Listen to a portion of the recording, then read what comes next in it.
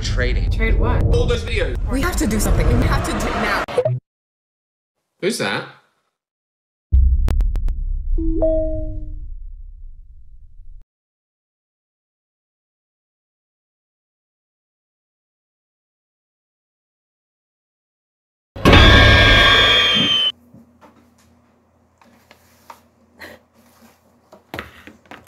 Hello guys, ako nga pala si Kenny Miller Evincay from 11 STEM Einstein. At ngayon, pag-uusapan natin ang palabas na Unfriended Dark Web. Ang movie na ito ay kinat-categorize na horror, mystery, and plot twist. Ang settings nito ay parang trend sa ICT, gaya ng Facebook, File, Skype, Spotify, at etc. Huwag na natin patagalin pa ito, simulan na natin. Ang movie na ito ay gawa ni Stephen Sasko na may karakter na katulad ni Matthias, Amaya, Nari at Serena, AJ, Damon, Lex, Erica at Karen 4. Tungkol nga pala itong movie na ito kay Matthias kung paano siya makakasurvive sa mga cybercriminals na gustong maibalik ang laptop na ninakaw niya. Nagsimula ito, simula ng mahalungkot ni Matthias, ang hidden folder na punong-puno ng mga videos ng iba't ibang tao. At sa dulo nito, ang nagngangalang contribution na punong-puno ng mga babaeng tinotorture.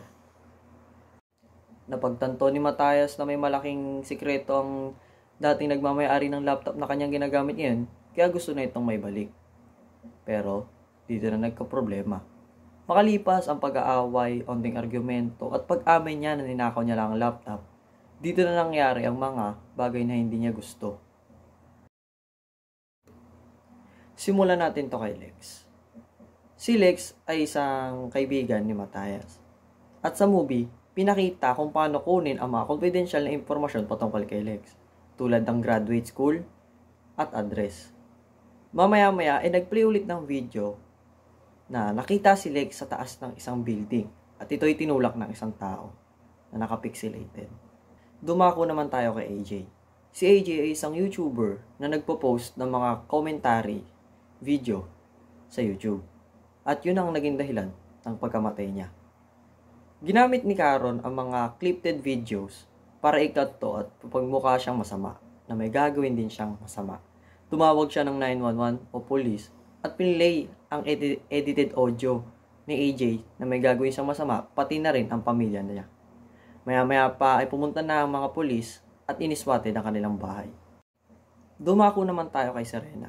Si Serena at kanyang fiancé na si Nari na ngayon ay kasalukuyang nasa subway. Pinapapili si Serena kung sino ang gusto niya mabuhay. Kung si Nari ba o ang kanyang inang nasa hospital. Hindi siya pumili after ng 30-second countdown.